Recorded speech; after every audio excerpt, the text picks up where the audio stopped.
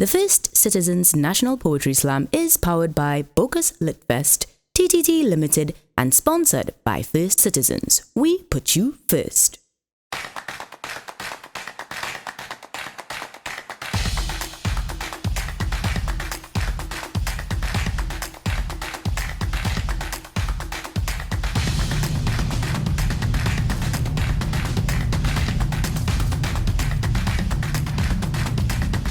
Welcome to the finals of the First Citizens National Poetry Slam.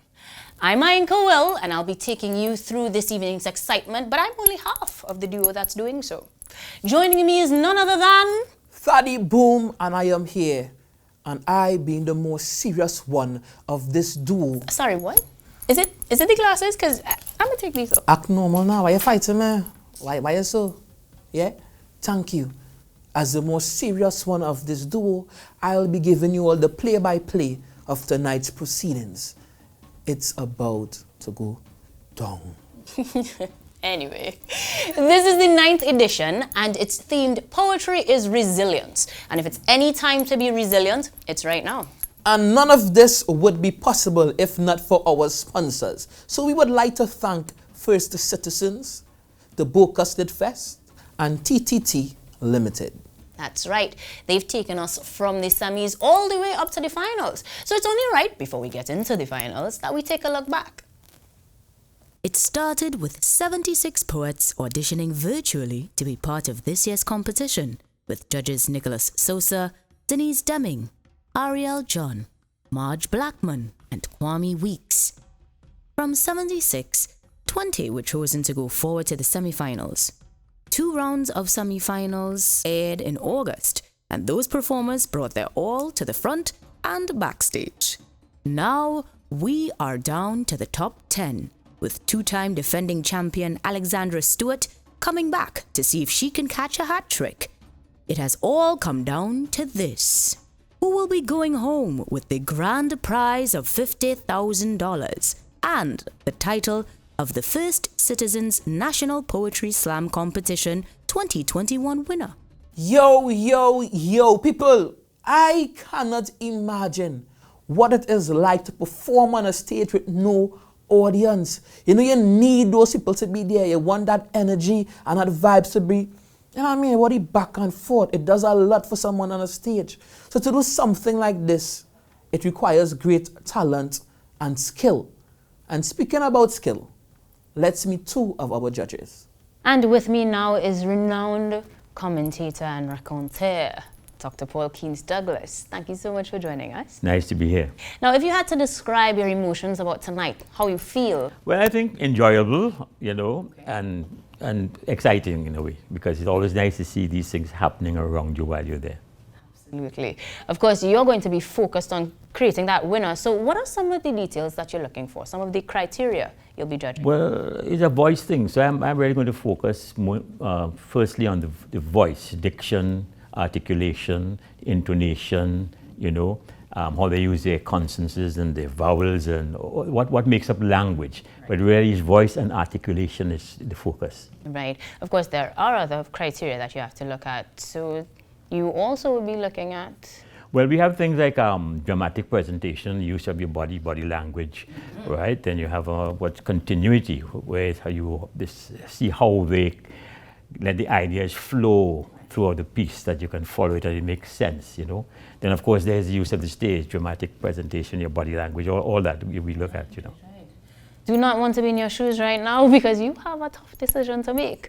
And one of the female judges joining me this afternoon is media personality Whitney Husband. Hi, how are you? I am more excited than you because next year I'm coming for this 50,000. Let me just tell you one time. But I mean, I thought I was gonna be. Oh, you gonna be? I'll let you go first. All right. Because we're in the same field and then see how that goes. All right. We have a plan. Yeah. And then I will come after. So you can get me like, you know, Whitney, don't do this, try this. But you have to be giving me what to do. I mean, you are here as a judge today. So besides the stress of having to judge, how would you describe emotions right now? It is one that is really interesting because from my teenage days, just saying, that I really used to follow the poetry scene. Okay. So I used to travel to South, wherever it had here. I was there. taken in, and I always loved it because I wish I was able to express myself the way that they do through words. And many people think it's very easy to do when it's really not, and not being redundant when you're trying to deliver a piece, especially with things that's maybe going on in your life or in your country or any moment. Right. So I am really excited to see what, and it's crazy because I always wanted to come to one of the shows, but now I'm a judge. Look at that. Speaking of which, what are some of the criteria you'll be looking at, well, judge? Definitely, I am looking at stage presence. I need to see that. I need to see when you come out there, you command the stage and you deliver, because each person is unique in their own way. I'm looking for literary devices. So how you use your metaphors, how you play with your words. These are things that I need to see that you could tie into. What about when you come on stage and I have to see you and you have no props, but you have your words. So you have to, you see? I'll try something there. I like it. I'll take notes for next year. Yeah. But I'm really excited to work alongside some of the other judges because we have a legend when it comes to writing and books. We have Dr. Paul Keane Douglas, who is the main judge, but I'll be working alongside some other amazing people like Marge Blackman, who's going to be there, Kwame Weeks, Denise Demings, who is there, and of course, well, myself will be in the mix.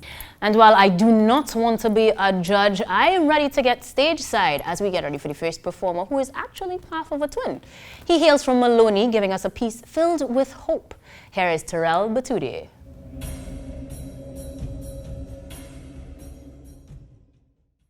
I always wondered how long someone could hold on to a rope made out of promises. I always wondered how strong the flesh at the palm was before it started to rip because of tiredness. This, I always wondered. This, I always wondered until I started giving ropes of hope. This, I always wondered until I started speaking words of hope in the ears of the hopeless. This, I always wondered until I spoke to a 12-year-old boy who wrote essay last year, who from the day of result was handed a rope of hope that he gripped in hopes that one day he would get to experience what it feels like to learn again, who used that rope to tie together his dream and a reality and made a knot that he gripped too tightly.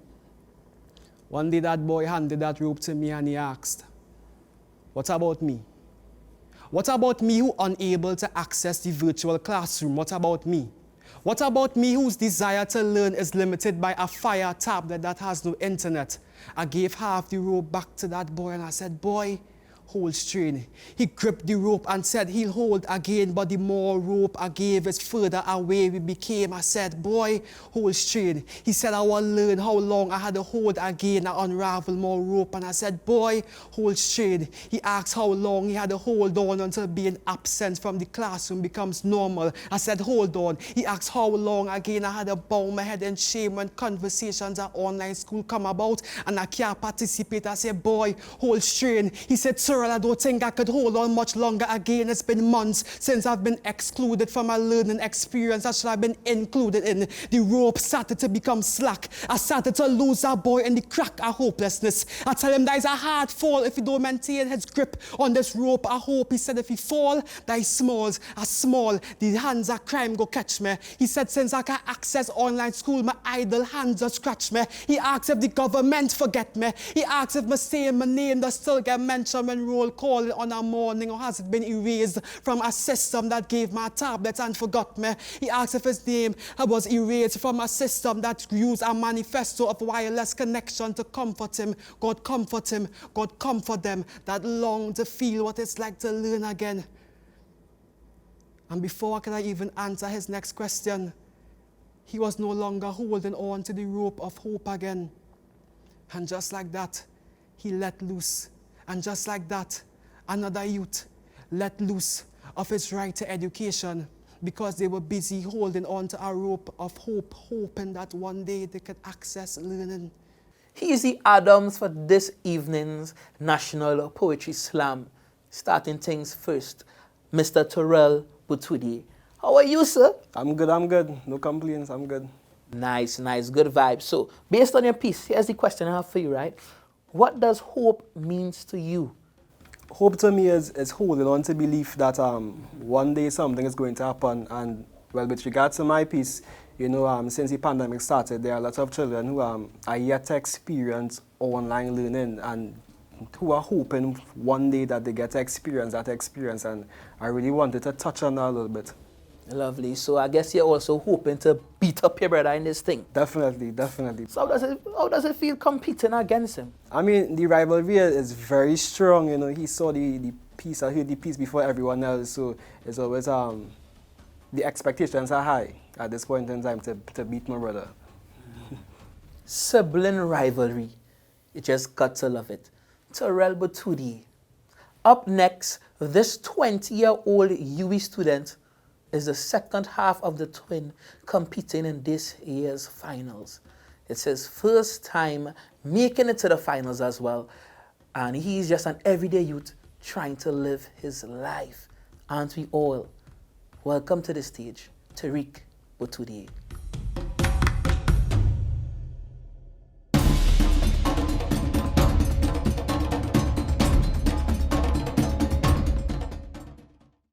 Growing up, I always had an obsession with superheroes. Would always collect comic books to read about the next big thing. It was every young boy's dream to collect pieces of Legos and build their favorite characters. Build the things they read in their books.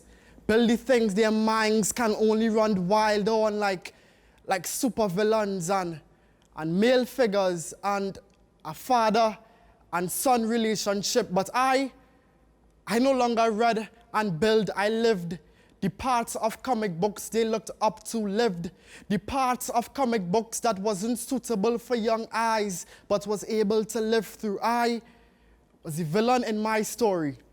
Young me thought that every father would be the perfectly paved road a son will ride on to see what life has to offer. Instead, we role-played into action-packed comic books taught me that love had a way of overtaking the body and leading you to do the most dreadful things to the ones you love the most. So when my hero practiced moves on me that I once never saw nor read, I thought this is what love meant, because he said no son of his will grow into the thing they came out of. So he loved and loved and loved until love became overwhelming. I was soaked in the sweat of my superhero. My tears formed a puddle of playground for him to feast in. So the more it flowed, the more he danced a dance similar to ones in comic books said, son, no man should show emotions, especially when your face is visible to the world. But how am I supposed to bottle in such expressions when I am bathed with love constantly? I never thought that being a boy meant you would hold yourself captive with the shackles of not feeling. The words, I love you, daddy, stuck to the back of my throat as escape wraps around my neck, making it the closest thing to physical affection a boy child could ever get. Said, son, the hands of man is the most prized possession. Said, son, no woman can love a man if he can't hold his own son. You don't say love, you show love. And if love comes in the form in which hero greets villain, just know this is for future son. Son, no amount of sun shined on cloudy days when 9-year-old me was gone with the rod of manhood, and I no longer prayed, cause prayers had a way I would call on him again. Their father, no boy child deserves to live in a house where villains roam to teach their own how to grow with separating feelings from masculinity.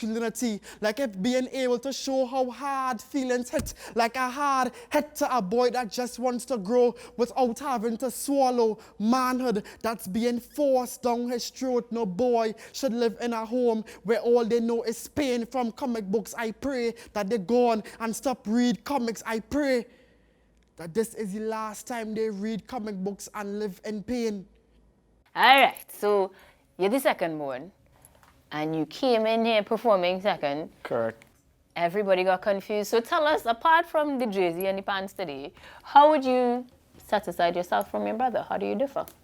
Personality-wise, we have two completely different personalities. A lot of people tend to find that surprising, but the more you interact with us, you would realize that. Real easy to tell you apart. Easy. So who's the evil twin? I don't have one. Good answer. Tell me more about your piece, though, since it was untitled, D'Angelo. My piece really circled around the misconception of fathers raising boy children. You know, we always have this mindset that boys supposed to be tough and boys supposed to not be able to feel.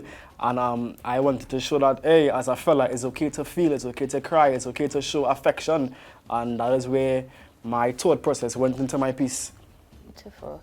Well, before you cry, let's take a quick break and come back with more after these messages.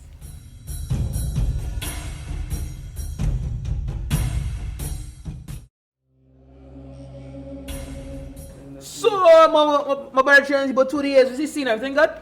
Cool, everything cool. Like, yeah, the shot. Who came out first? Terrell, I did. Terrell. And you went first? Yeah. What kind of the irony of life, boy? That is so. See, I was gonna let a man be in front of you, boy. Time will tell. Time will tell. All right then. So, Sean. If you win, you're sharing with him. Nah. Try to feel when you go get your brother something, you get your younger brother something. Get something. Not money, but you get something. Alright, people. The rivalry continues, yeah? Vibes. Welcome back, guys. This next performer, get this, was born on the steps of the Jamaat al-Muslimin Masjid in Mukarrabo. His artistry weaponizes the words, writing that is, to combat things that young Muslims and youth of Trinbago battle every day. His religion greatly influences his artistry. Taking the stage now is Abdul Majid Abdal Karim.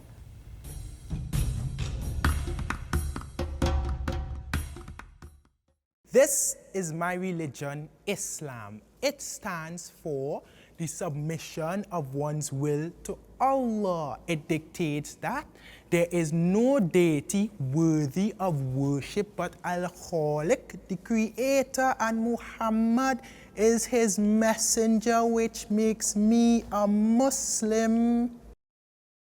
And anything after that is an alternate identity indoctrinated by the media. Islam is the white lamb of society. It is the sacrifice for the isms of all the anities, isn't it? Easy to unite when you isolate an individual entity into an evil light like. Muslims want all of many things. To marry your 9-year-old daughters and slaughter your sons. To sit on wells of wealth and watch the world burn. To oppress the innocent inhabitants with coerced conversion, decapitation, imprisonment, while the whole world burns and other instruments of evil. So we must liberate those people. Any ideas? Any takers? Invasion in any country with a high Muslim population. Euthanasia in Kashmir, yes, and Indonesia. Kill them at the core. Desecration of their sanctuaries. Burn the masjid in Egypt and Palestine. Violation, yes. Rape them. Ooh. Torture, take them from their families the way you take out a cavity. Keep them coming. Concentration camps. Yes, China, that's the one. Erase any semblance of that religion. But remember, this is not terrorism. This is to ensure freedom, support democracy, and secure world peace as long as we wipe out that common enemy. And the whole world agrees. There's no place in this world for me. So I'd rather be in the hereafter than be here after the aftermath of anarchy starts to add up. Don't ask me to stand up for no anthem or reach my hand up to my chest to preach no pledge like no patriot, because that's not a definition of my people, more like a defecation on my free will, a demonstration of your evil, my spirit, you kill it, split it open, fill it, till it, spill it, till it, run it over, like an open wound that does not clot, it does not close up. You don't need a closer look to see that we have not stopped bleeding, they have not stopped receding the evil, deceiving the people into believing we are demons in need of redeeming. So don't ask me if the two could exist in the same place. My hate, my love is meaningless if I don't hate. Don't ask me if it's too heavy to carry along, because it's the least I could do. It's the least, and I hate that. I hate it so much I could feel it in my bones, like a cancer, a disease. I ain't asking you to hate with me. I ain't asking you to wage war, rampage, all your pain on a stage with me. Just look at the state you're in. How you sit comfortably in the faith you believe. Indiscriminated, you fail to perceive. We only persecuted because of the way we believe. Hell hath no fury like faith we believe, and nothing could shake we believe. So burn the Qur'ans, cut out with tongues, but deep down in our veins remain a thumping song. Qul hu Allahu ahad, ahad, ahad. This is my religion of Islam, to insist upon your rights, resist them with your life, be persistent in the fight against oppression is worse than slaughter. This is my religion of Islam. It stands for insisting upon your rights, resisting them with your life, being persistent in the fight against oppression is worse than slaughter. Ahad, ahad, ahad, ahad, ahad, ahad. Walillahi alhamd. So, Abdul Majid, tell me about your piece. I will never be prepared to talk about any of my poems that I perform for competitive slam. However, my poem this year was more defensive than it usually is, and because I think that I feel like I really need people who follow my poetry and follow the saga or the journey of it to understand where this, let's not use that word, passion comes from, where this disturbance comes from. And I'm not just angry out of nowhere, or I'm enraged or upset or hurt, or just feeling pain out of thin air because of, well, yeah, that happens, but I really felt like I needed to open up and, well, see for yourself. See for yourself. Fair. See for yourself. Fair. Do you think that's what distinguishes you most from your competitors? What I think distinguishes me most from the competitors is the reality of the way in which I perform. The realness. Yes, it is performance poetry. At the end of the day, it is a performance. However, if you speak to me, the same way I perform, the same words, the same arrangement of them, the same vocabulary is the same way I perform, the same way I speak, the same way I get angry, I get hurt, I get obsessed. There's no there's a slight or maybe not very much of a distinguishing between performance and real life. And it's not that real life is a performance, but the performance is what is real. So from one performance that is continuously done, a 2016 winner, a fifth-time finalist, a storyteller hailing from Point Fortin with an affinity for beetroot. Here is Seth Sylvester.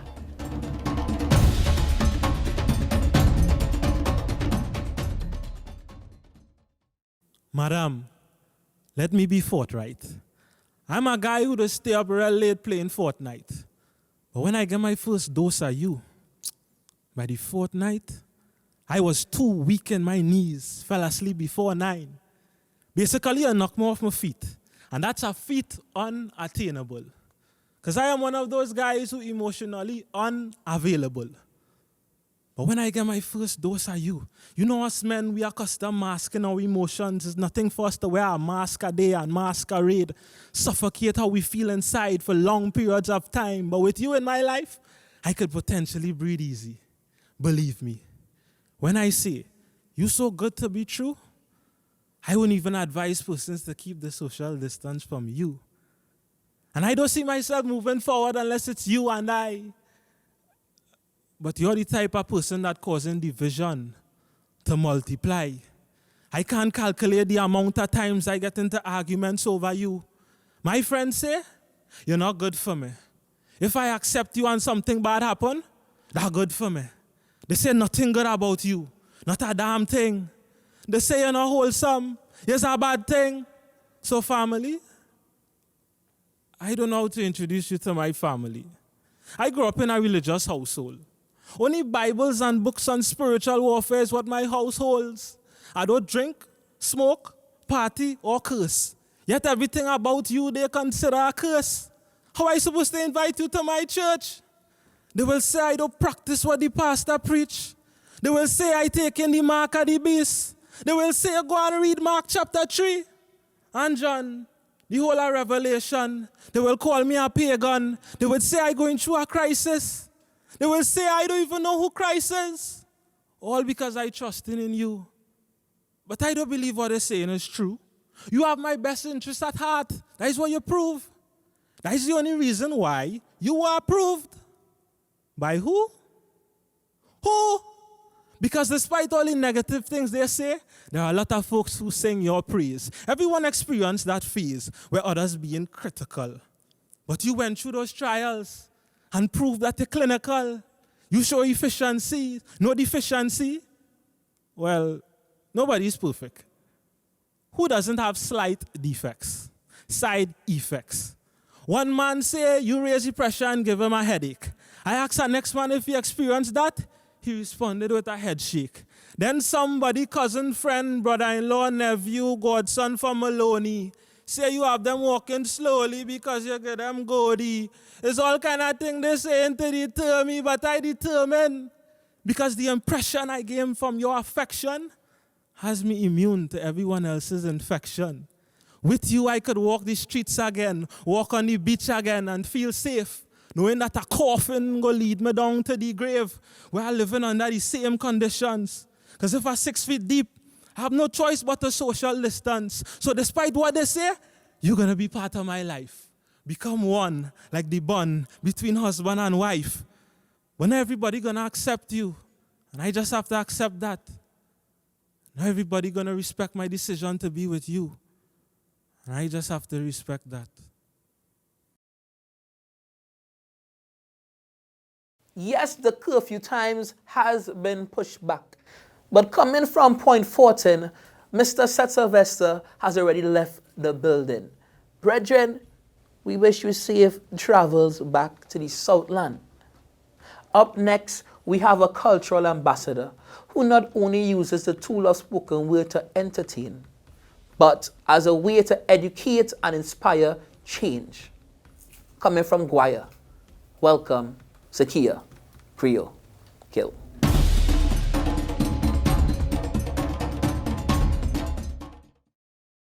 I have come to cancel my subscription. So could I have one word with management or whoever is in charge of this establishment? Because it feels like I have been subscribing to fraud and embezzlement. It feels like I have been scribed on the pages of a Jane Austen novel that has robbed me and scrubbed me of my sense and sensibility, and the few cents that I have left over is to pay for this damaged male ideology. Ma'am, I am not an angry black woman.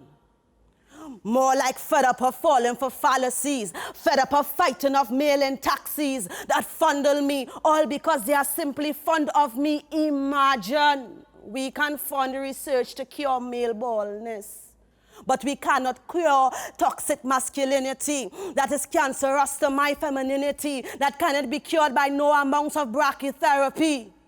So could I speak to someone in upper management? Because I know I could never change with burning tires and picket signs. So before I unleash a vocabulary that you could understand, could I speak to someone in charge? Ma'am, I am not going to continue to pay for a service that cannot meet my basic needs. Why my terms and conditions I have to read on my knees? Why should it be under certain conditions that I should be offered protection? Or maybe I am the one that misread the fine print where it said that I could be killed and dumped like refuse. My demise could be used as marketing schemes and tools. That after 16 days of activism, by day 17, I will still be heckled and victimized by day 18. You will give me a coupon that reads, woman, woman. Could this be redeemed for proper laws and legislation? Or there is no value for my existence like the southeastern coast that's on the brink of extinction? I come for a refund because, yeah, you legalize pepper spray, but that is only a drop in the bucket. Your legislation still have holes in it. Your legislation reminds me of Crohn's disease, loose bowels. Your laws and legislation can't really hold anything. So until you could understand my stress or why I am more distressed, like the Naparima Mayara Road, my pain is well fitted. Don't you dare tell me to dress appropriately when it was in work clothes that Shani Cooper went missing. Mia Makano, Shannon Banfield, what time of the day she went shopping? Ashanti Riley, and J.R. Barrett, all these young ladies did was take taxi, so don't you dare try to school me about the rules and regulations about my department. Ma'am, let me speak to the person in charge of this department. I have complied, I have complained, and I'm still being held in chokeholds and being tossed in watery grave. Mom, this is my life. This is not a game. Because justice keep exchanging footnotes with the criminals. They're so focused on protecting the guilty, they wouldn't bring the guillotine to remove her blindfold. Justice can't see our hashtags and retweets about the pain, the fear, the frustration on repeat.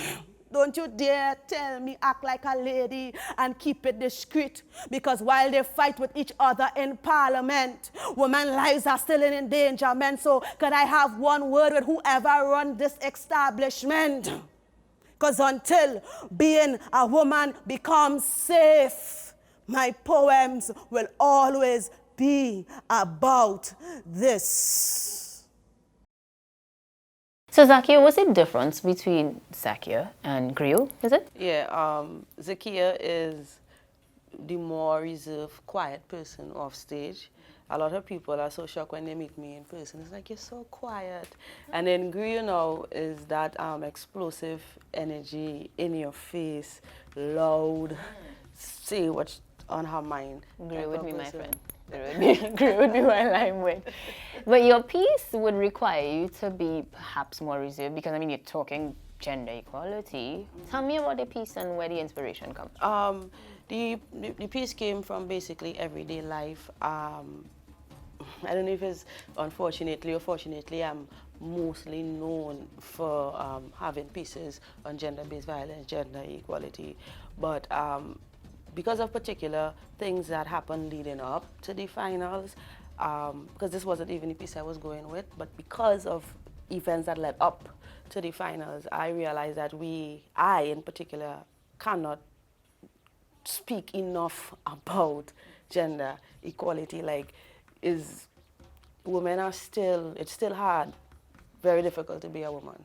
You're safe nowhere, not at home, not at work, not in the streets, you're still not safe. Yeah. So we're going to hear more and more of that from you. But for now, we will let the people at home ponder on that one as we take a quick break and come back with more after this.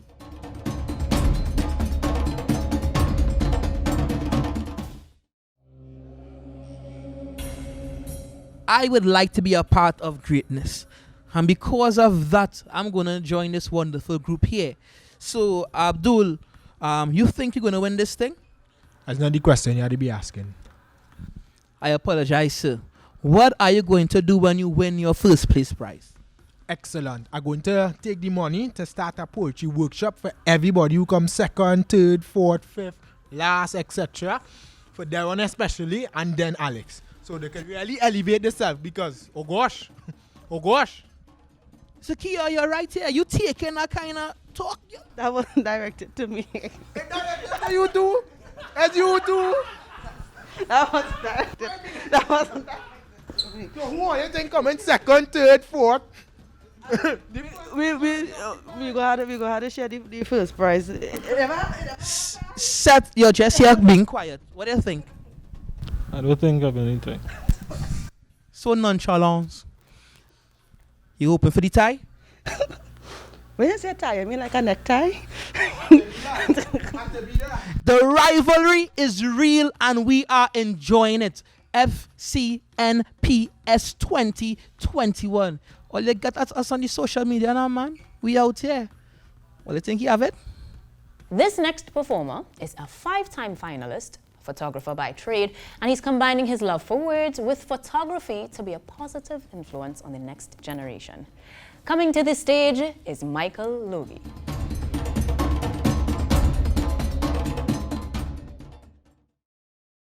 They say, If you want someone gone, chant their name over a black candle and then blow it out. This is a dark era. Your tongue is now the weapon of choice. Your lungs now turn terrible, toxic tornado. Yes, you, daughter, eager to ensure that this candle no longer burns. Father, so you blow a ritual resembling some sort of satanic sorcery. But the candle comes back to life, a fire-defying physics, leaving you tizzic and dazed by the way this frail, flickering flame holds its place, poised, peace and pace today. A burning sage on the stage for the embers of a special generation. We have people locked onto this station like you, daughter, kin, monster, all synonyms who would do anything to hold the family reins. Even tango ta rain dance, boy, you want the rain to burst down from the sky in rage while you stand underneath your house and land, father's flame outstretched in the rain, knowing fully well that your plan is to obtain your parents' house and land, and you call yourself daughter?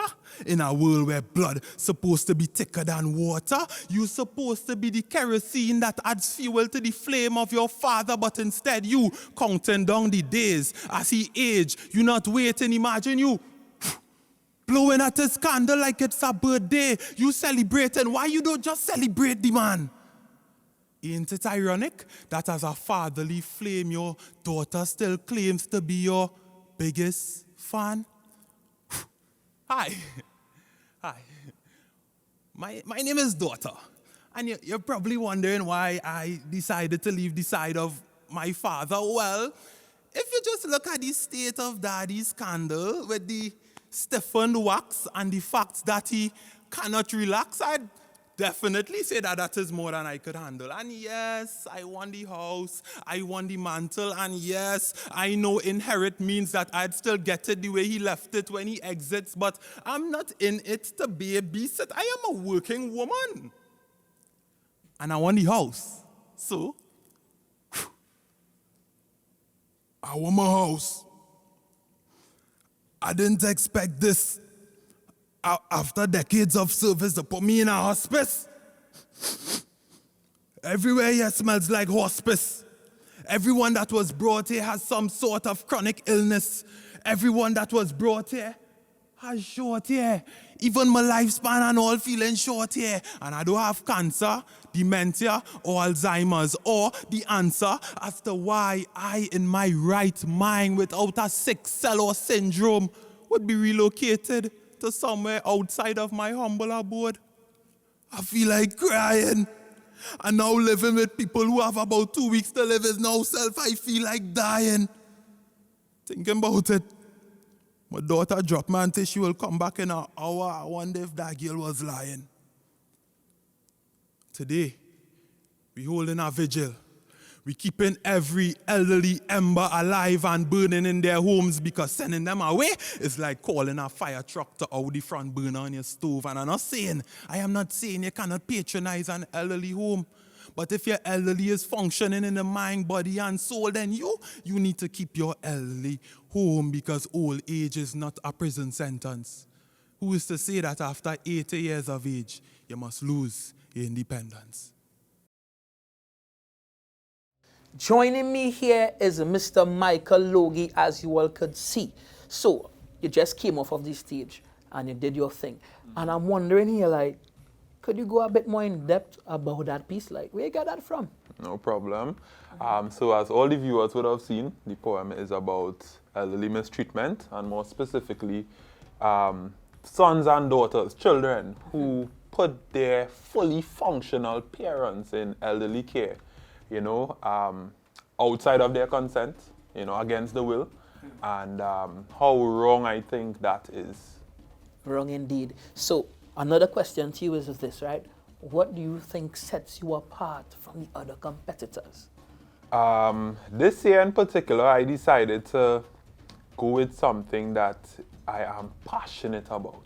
Not just an issue affecting anybody, like somebody else's story. Like it was something that I am passionate about. I too grew up with my elderly, grandparents and these things, and I, discovered the issue, and I say, yeah, boy, I going with this. I sticking with this. I doing justice to this generation of people.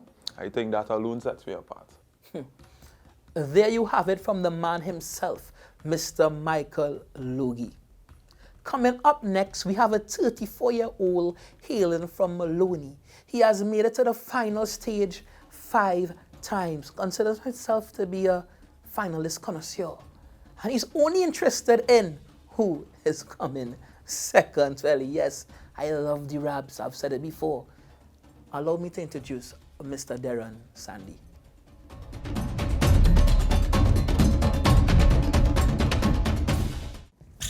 Sergeant, Sniper Sandy reporting for service. Target in range, locked and loaded. Incapacitated, stuffed and bloated. Notice my precision to pinpoint the starving. Guts busting you, cooking nothing. I advance and engage at your orders. Left turn, right turn, till I discover your corner. Reconnaissance, then delivery. Rapid ETA so you could EAT. Data on previous engagement suggests that you know me. I am a soldier in the underground army, selling you food when COVID locked down TGI sauce and Sammy's. Operation Eat Our Food. Join WhatsApp group. Pick up, drop off, move. No gallery in the galley. We find a way to your right to feel. That feeling all your lockdown breakers had when you realize I was the link for roti selling in brown paper bag. It's Guerrilla Food Fair. Shh. There. Unmarked AD wagon navigating curfewed terrain to your favorite food base. An agile window or unassuming back door. Finger licking is Morse code for I want more. Even your neighbor enlisted in the army. Yes, Granny signed up for the call. When salary relief personnel went AWOL, she was backed in a corner. Left with nothing but her pot and spoon armor. Her kitchenette / restaurant / parlor aided her distress. Ain't that saving private grammar? Yes! Yet, the safe from thinking call us crooks. Insurrectionists of order, because they never have to look at the paper-thin profile of our predicament, where we call for ceasefires and or surrender from landlords and or service providers. When poverty detonates in your direction, you swallow a cheap toxic till you cough up a coffin padded with shame. Where the Memorial Day when my bank account dead? It's only through selling this food my children could get their daily bread. So I arm up, defying every as of midnight I can't stop. Else the roof over my head compromise I can't watch. And mark time for no extraction when eviction dropping bombs. This war only has 2 sides. Those whose salary is guaranteed and those who ain't guaranteed to survive. Social welfare is a landmine. Lose an arm and a leg just to reach the other side. Nah. I'd rather fight it. Pull the pin on my styrofoam box and hope to God all you're biting. Fire in the hole, incoming. Police on patrol. Spotter says about 4 of them in a car. I summon the spirits of buy nuts from men, placing the accuracy of food delivery in my genes. One officer say, vendor scene. Thereafter, there was an exchange of fire. I hit him a chew. Then he chewed, got his food, and returned fire with payment via wire. Even law enforcement know we tired of the desperate attempts to sustain our civility. So salute to thee, woman peddling wings from she window and eyes. Right to the doubles man and the mountain bike and plain clothes and medal of honor. To the restaurant who gone undercover dressed like supermarket. An honorable discharge to those who did it for the sake of survival. We commanded appetite from our temporary food fort. We bit the bullet of pride having suffered loss. We centured your foodstuffs from the underground. We were ably supported by this salivating nation. What else? What else could be COVID's greatest feat? Together we aspire. Together we just eat. Chew. So, the real warlords. Tell us what inspired the piece, really. You know, when lockdown now started, it was our whole vibes to get fast food, you know, so it came like a whole underground army selling food and people sneaking about to get their food. But more importantly, it was survival for many people. Many people couldn't stop doing it. So I tried to encapsulate those two things in the poem together. It's humorous, but it still has a very, very serious message. And it's almost an ode to all those people who had to struggle extra hard during lockdown measures. Fair. I would ask you your favorite fast food right now, but I wouldn't do it. I know it. If you were to describe what sets you apart from your competitors, what would it be? I try to outwork everybody because on the day, you're going to meet a lot of talented poets, poets with some amazing skills, and it's going to depend on who kind of put in the work before, because that is what going to separate it on a judging scorecard. When a judge sit down scrutinizing your work, he'll recognize what has been more prepared than other things, you know, and so I try to put in the work from early and consistently. Our first-time competitor making it all the way to the finals, this next performer hopes that his piece enacts change, and that's real good vibes. Bringing to the stage, Ronaldo Briggs.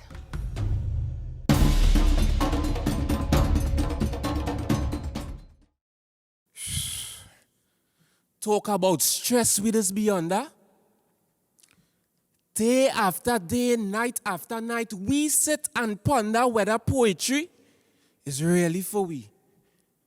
If we get all we lines to rhyme right, we metaphors to line up with we similes, and hey, don't forget your hyperboles, studying if we really have what it takes to create. Create a space where these words paint pictures in your mind, so you get a taste of hours spent behind a desk writing and erasing, typing, backspacing, hands shaking, belly aching, we quaking, hyper, ventilating, because we about to share peace are we with thee, and what if thee reject we, and we wonder like a bunch of Stevies. Somebody please carry we to the pool asylum, let we wash with face and see that this art form of spoken word poetry way deeper than we so speak, Sandy, to the young ghetto youth that trying, fighting against every high thing that says he has to be a product of his community to reek. Let him know his grandmother prayers already sprinkled upon his brown body like yeast, so he could rise above every evil word spoken against him. Sakia speak to the whole of the nation, because it seems like we suffering from a serious case of delusion, declaring ourselves to be a united national community, yet still divided on principal national matters, as though yellow versus red is all that matters, while matters in the nation court still take years to matter. Alexandra speak.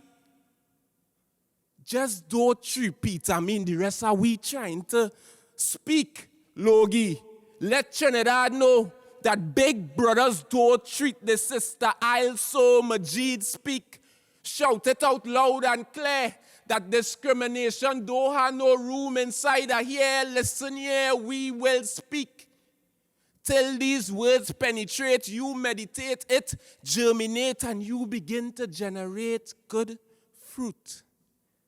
Because truth is, this is the hope of the artist, that this art would change hearts, shine light into dark parts, open gates, liberate, set free, create a better TNT for you, for me, for we. So speak. You who watching we on your laptop or TV, be a voice for the weak and downtrodden in your community. Speak about the power of love conquering all this hate. Use the life and the power of your tongue to make this twin island great. Because no mask could mask we voice. We shout it louder and greater. Destroy this art form we resurrected 3 days later like the Savior disciples declaring in the street, poetry is alive! Because this year eternal, and we are the voices that never die. I love having the pleasure of speaking with these poets just after their performance. And now with me, we have Ronaldo Briggs. Things Gucci with you, brethren? Everything is great, everything is cool. Lovely. So, what I am wondering here is, what would Herman the Hermit Crab think about your performance? All right, so first of all, for everyone watching, right, so I had a pet hermit crab called Herman, right, I wasn't as poetic back then, so I didn't know what name to call him. All right, but I don't think he might have been too pleased, and I'll tell you why. So I didn't know that hermit crabs, they go through the stage where they enter some kind of hibernation kind of thing. So I thought Herman had died during that stage, and let's just say rest in peace to Herman. You flush Herman down the toilet? Yeah, well, I thought he had died, you know, so... All right, moving along. Moving along. How do you see spoken word being an agent for change in our society today? I think that spoken word, it just gives us a voice. And it helps us to bring up pertinent issues that are taking place in society. And if you don't know an issue, you can't address it. So spoken word gives us the ability to make issues known, and then we can work on addressing it. So it is part and parcel of causing change in society. Ronaldo Briggs, making you things known. At this point in time, you're going to take a break and be right back. Stay tuned.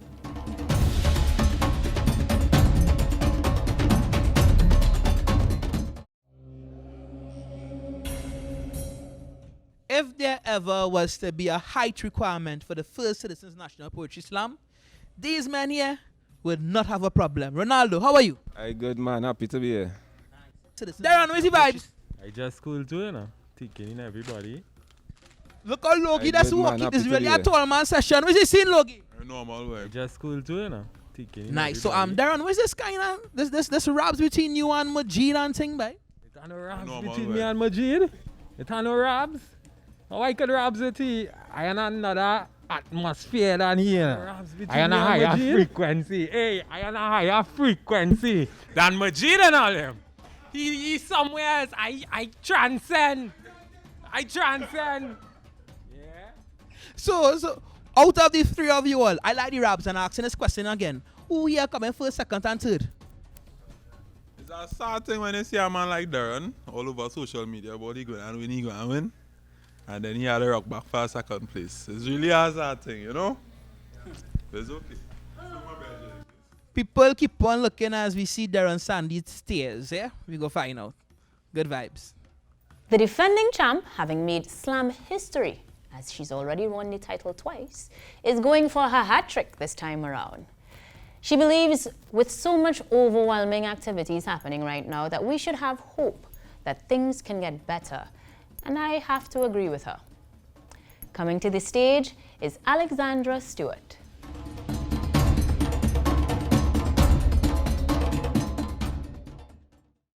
The woman on the TV says, coming to you live here on TTT with breaking news. Happy poems have just been declared an endangered species. This just in, thousands report forgetting how to spell the word joy. Coming up, is depression sleeping in the hammock of your smile? Breaking news, woman battered, woman bruised, woman missing, man confused. Breaking news, kiss bread goodbye as higher prices raise hungry children with more bile than belly while gates close to higher education. But degrees don't guarantee you'll acquire occupation. Breaking news, I keep trying to change the station, but she is everywhere saying, breaking news, after earthquakes and landslides, you can expect a conga line of hurricanes followed by floods strong enough to wash Noah awake. Breaking news, parents watch their children become wisps of smoke. Tongues send out search parties to find new ways to say, my condolences. Breaking news, triggers pulled without warning, tiny funerals, massive mourning, beaches closed but salt water still slips and drips over the cliff of lips. This just in, 4.5 million people killed by COVID. 4.5 million smiles missed, laughs turned gasps, and pulseless wrists dreams going cold under pillows. Breaking news in Trinidad and Tobago, in America, in India, in England, in every corner of this crying planet. How long? Until breaking news stops breaking through. How long? Until breaking news starts breaking you. The woman on the TV is also on Instagram, on Facebook, on and on about something new. Her voice, a frantic static that could make the calmest monk asthmatic, erratic, lungs panic as her words echo in my body's attic. Headlines run wet lines down both cheeks. Headlines like choke holds, so don't speak. Head lined with thoughts that reek of a bleak future. These days, hope has a wound too deep to suture. This global grief is too big. My hands, too small to carry it. But just the right size to cover both eyes, because in the dark, I won't have to watch the world burn. Take off the TV so my stomach won't churn, or watch what entertains to numb the knife-like pain as I stumble through the valley of the shadow of a normal life again. But there is a guilt that clings like starch mango strings in my teeth to survive while so many face defeat. And in the dark, hope is a spark easily missed. This global grief is too big. My hands, too small to carry it, but just the right size to hold yours, to hold faith, to keep my eyes wide open and look straight down the blackest tunnel and believe in a blue sky, to know valleys exist because there are mountains on both sides, to work and write and wait. So the woman on the TV says, coming to you live here on TTT with good news.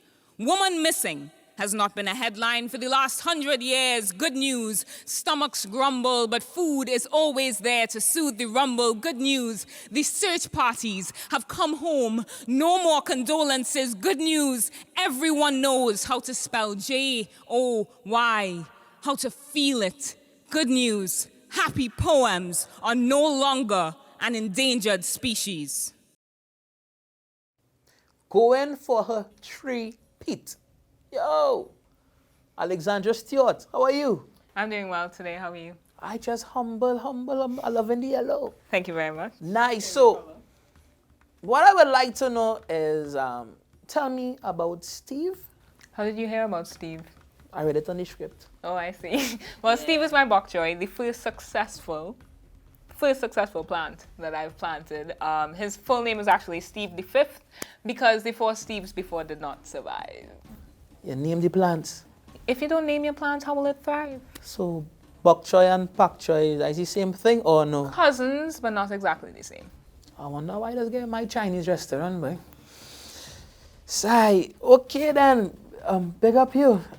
So, do you think that the 3rd title is in your grasp? I think with every year with slam, it's hard to tell. The judges always have that really difficult job of looking at everyone's performances and then picking a top 3 from among them. But this year, I feel really satisfied with my performance. The poem that I shared was one that was very, very important to me. And my desire is always to connect with the audience, and I feel like this poem is going to do that. So. Will Alexandra's satisfaction be enough for her yet again to win $50,000? We'll find out. Moving along, we have another first-time competitor to the slam making her way to the finals. Her motivation is bringing her dreams to life. Give it up at home for past principal, Shivana Sharma.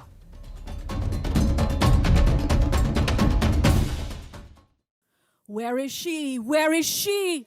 Mirror, mirror, don't lie to me. That's a banshee.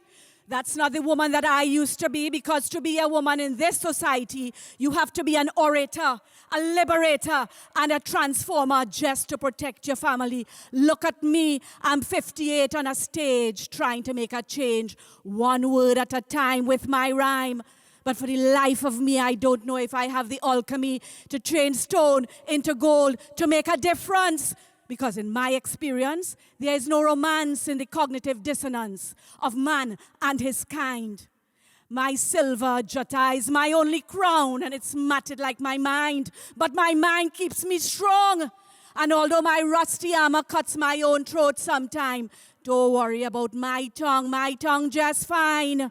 And I will never stop talking when I have to see the atrocity of fathers who think that their daughter chastity is a trophy. But that is blasphemy, because that baby is a child of the Almighty, and you want to take liberty with her sanctity? But you see, in Kali Yuga, you're bound to find that the disease of the refined is their mind, and it's always the blind leading the blind. My mother calls me a Adobe of words, but I never whitewash. I only wash, and the harsh truth I will always verify. So don't justify your lie that in this Janam you still want to bequeath your daughter to an abuser, a captor, a tormentor, and an elder. You want to objectify a queen in the making because you think she's yours for the buying and selling? And your ego eye still believes the lie that when she's sold, bartered, and dowried, that is your charity to humanity. But she's not a commodity. So you tell me how you could pray to a deity and then pray on a Devi. This pandemic has made Pandora out of me, and it's pandemonium with me belching my bile to remind you of the exile, the child who never came back home, and every day the parents bawling, "Where is she? Where is she? Bring back my baby, please." And then you have he with his vanity, who if he can't have she, nobody must have she. So you hack her and beat her like a bubble for your son and daughter to see that the love you profess was just a fallacy, and you're only full of rage, insecurity, and jealousy. So don't scratch your match on me to incite, ignite, and gaslight. Because in my heart, I know men and women going to unite to fight this blight that plagues our land. So my brothers, don't ever misconstrue that I came here today just to slam you. Because societal expectations of a man is a broken game, since when to cry and feel pain is a shame. A paradigm shift must take place, and we women have to face that men hurt too, and men need to get help too. So let us rewire the brain and rebuke the profane and rebrand what it means to be a man and a woman in this, our motherland. So, Shavana, we have dad jokes. You're a mom. Hit me with your stalest joke. Knock, knock. Who's there? Amos. Amos who? A mosquito. All right, so we're going to move right along. That was pretty stale. I told you it was stale. You did, yeah, you delivered. And speaking of delivering, tell me about legacy and your daughters, because that's a big part of why you're here today. I was married for 17 years, and I've been a single parent for 17 years. And everything that I have done, and I'm not perfect, no parent is perfect, but I've always tried to think about what message I'm sending to my girls and what legacy I want to leave for them. And I recently became an empty nester. Last year, my daughter married, and I'm a grandma, actually. I'm a nanny. I have a grandson. And this was the first time I really get to be myself a little bit, when the children move on. And I've always been writing poetry, and when I saw the Poetry Slam competition, I thought to myself, let me throw my hat into the ring. And when I thought about what it meant for me, but when me as a mother, I always think about what it would mean for my children. And I think I said this in my bio, courage at any age. Well, somebody who is courageous and probably doing a lot of nonsense is Thaddy. So let's see what Thaddy's up to. I have been on the hunt for some poets, and guess what? I have found some. In the background here, we have Shavana, Ronaldo, and Alexandra Stewart. So people, I like raps, right? So I gonna ask these things. Ladies and gent, who do you believe here is gonna come first, second, and third? They say I was number 11, but I don't go last now. But they say the first shall be last and the last shall be first. So I think I come in first. He doesn't sound certain. He said he thinks. I don't know what to do with that. Alex, what do you think? Or do you believe, actually? I say it every year. The judges will decide. The judges shall decide. But what I'm interested in is the people's choice. So get at us. Hashtag FCNPS 2021 National Poetry Slam on the social medias and let us know who you are backing. Someone here or not? You don't know. A first-time finalist, this creative almost didn't enter the competition. Glad you did now, didn't you? He is using the competition to garner exposure and is going to tell us how Pinky Toes' lives matter. Join me in welcoming to the stage Ronaldo Muhammad.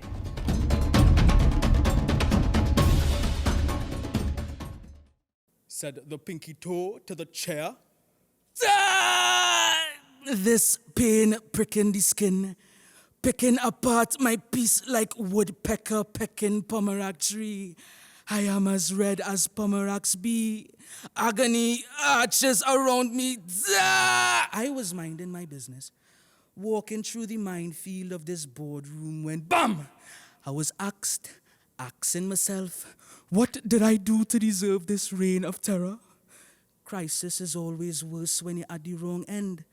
Big toes don't feel the guillotine like we, because they not the last man, the small man. In defeat is only we that take the heat when calamity come crashing, come pinching like a lynching. We know life for a piss poor pinky toe is a tight squeeze. Boardrooms put we under pressure with ease, citing cause and effect like it's just the lance of circumstance. And to add insult to injury, I am deemed as unimportant man, non-essential. You think those at the top know how I affected? You think they know it? Chairs sit still and stoic while I, pinky toe, feeling like I in the seventh circle of Dante's Inferno, feeling like Jove himself shooting arrows through my bone marrow like a giant Jack Spaniard doing jumping jacks on my back. Crick crack, you get the point. I can't take this at all. I'm feeling blistered, so like I'm being baptized in rubbing alcohol. Oh God, I bleeding screams of of grief, waiting for relief, but knowing grants not guaranteed. All I need is something to soothe the soul. Some heaven-sent cocoa butter, some Epsom salts, some support. But nah, small men like we have to suck salt when hard times hit. Slip, become sinking ship, split and splintered. Look at me, a wreck. First wave was a mess, left we stumped. Whoa, out. Second wave, more dis-ease was the delta between being stable and reaching the breaking point. And I already there, at the point where I talking to this chair about how broke I am here. I lose my walk, so progress is hard. Like I've been made to pedal backward. In backwards, what am I? When I can no longer tiptoe around the fact that you, seated, comfy in conceit while I barely breathing, beaten by hardship being told. Your reliability in the currency. Pinky toes don't profit in organization. Well, here I am, speaking like I profit, pleading with you. Almighty chair, reclined in posh polyester.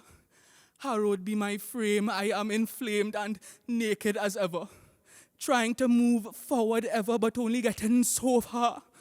All I need is a toe hold to stay afloat. Anything to cushion the blow, I know. It's hard times and you're cutting corners, but consider this. I form the base, and the basis of my cases, I have 4 members dependent on me. Yes, I know. I considered non-essential, but without me, we go lose we footing. So my stance is this. Today I being ousted from my walk, given the axe. But tomorrow it could be you. And would you do the same to you if you were in my shoes? Just off the stage, fresh off the stove, Ronaldo Muhammad is now here. Pinky toes, the well manicured by the way? Nah, I'm having a hard time. All right, so where you got this piece from? Like, What inspired that now? I wanted to do something that everyone could relate to. Everyone could relate to, bouncing the toe against a chair. But, it's a little deeper than that. It's really about, small men in society. Folks at home, remember to safeguard your pinky toes. Ronaldo Muhammad. At this point in time, guess what? We are going to recap tonight's performances. Well, you peep this. Here is a look back at the first Citizens National Poetry Slam finalists. Terrell Batutier. I always wondered how long someone could hold on to a rope made out of promises. I always wondered how strong the flesh at the palm was before it started to rip because of tiredness. This, I always wondered. Tariq Batutier. Growing up, I always had an obsession with superheroes. Would always collect comic books to read about the next big thing. It was every young boy's dream. Abdul Majid Abdul Karim.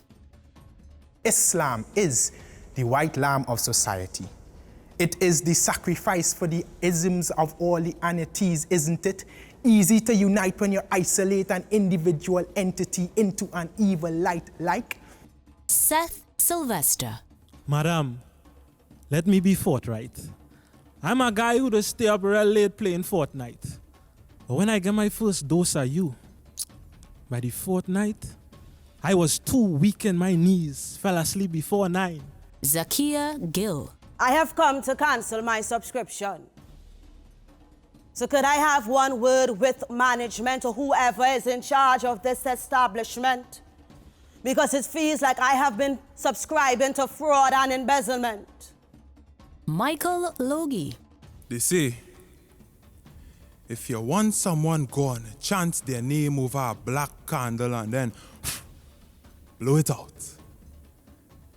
This is a dark era. Darren Sandy.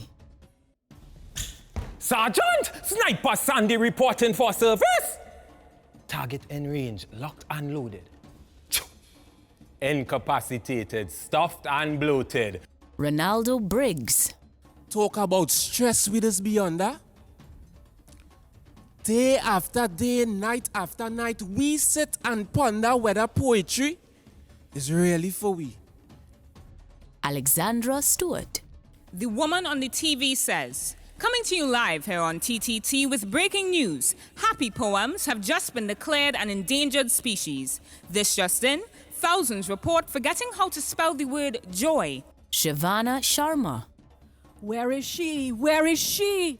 Mirror, mirror, don't lie to me. That's a banshee. That's not the woman that I used to be, because to be a woman in this society, you have to be an orator, a liberator, and a transformer just to protect your family. Ronaldo Muhammad. Said the pinky toe to the chair. This pain pricking the skin, picking apart my piece like woodpecker pecking pomerac tree. I am as red as pomerac's be. Wow, that was incredible. I am excited to see who's going to take home the grand prize. 11 phenomenal performances. And which one was your favorite? I talking in big, in caps, underline, bold, italics, out of business. You will be the winner of this $50,000.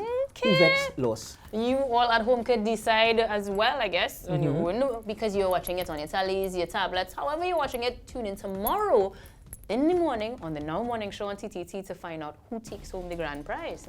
And this grand prize would not be possible without our major title sponsor, First Citizens. We'll also like to thank the Bocas Lit Fest and TTT Limited. People, here, go look up the National Poetry Slam on social media. Let us know who are your favorites. Tweet, post, share. Hey, it's always a vibe. I would like to say thank you for allowing me to be here with you all as your co-host for this year's finals. And I'd like to say thank you in advance, because next year I'm taking home that 50,000. It's time to write my poetry piece. You sure about that? Let me hear you. Blue is my favorite color. Good night, ladies and gentlemen. And I am a love. Where you going? Where you going? You're not helping me with syntax. Syntax, Rhymes? nothing. No? Oh, okay. That's really loud.